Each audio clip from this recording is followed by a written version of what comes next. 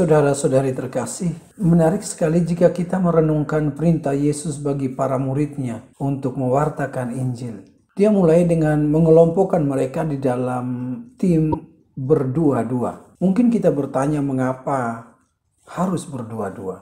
Setelah membentuk para murid dalam kelompok berdua-dua, mereka menerima pembekalan terutama tentang tugas-tugas pokok. Lalu ada strategi dan target serta tujuan yang mau dicapai. Saudara terkasih, kita mendengar soal pembagian tugas. Yesus mengutus murid-muridnya untuk memberitakan Injil dalam satu kesatuan tim yang terdiri dari 2 orang. Yesus tidak memperbolehkan mereka berjalan sendiri-sendiri, karena pemberitaan Injil bukanlah karya pribadi, melainkan tugas di dalam kebersamaan.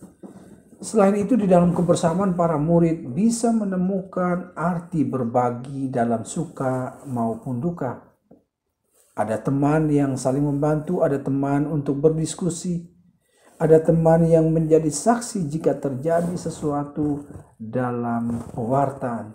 Jadi pertama-tama mereka dibentuk dan dilatih untuk siap bekerja sama memberitakan Injil dalam satu kesatuan tim.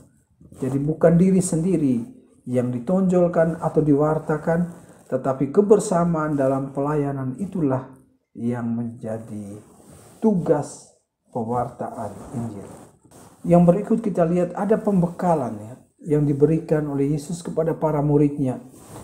Yesus membekali dengan memberikan kuasa kepada para muridnya. Yesus tahu bahwa tugas pewartaan ini sangat berat dan banyak tantangan, sehingga dibutuhkan kuasa atau kemampuan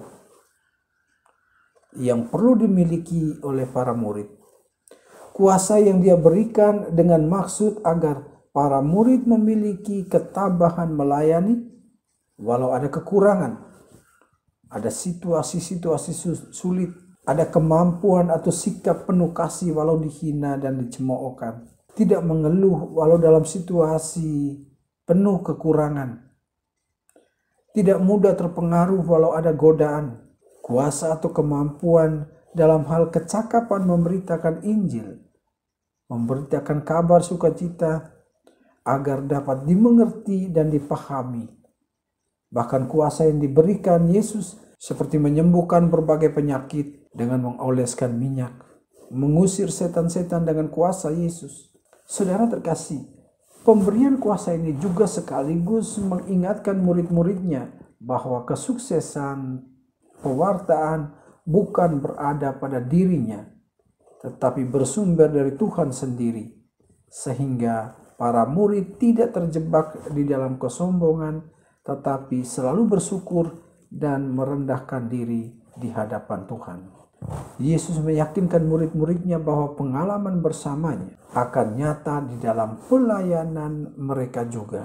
Saudara-saudari, ada strategi pewartaan yang disampaikan. Para murid juga dibekali dengan strategi ini.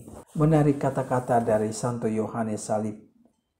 Bukit kudaki, bunga tidak kupetik. Yohanes menggambarkan bahwa dalam karya pewartaan, orang bisa berhenti di tengah jalan, tertarik pada sesuatu, dan melupakan puncak dari perjalanan yang harus dicapai.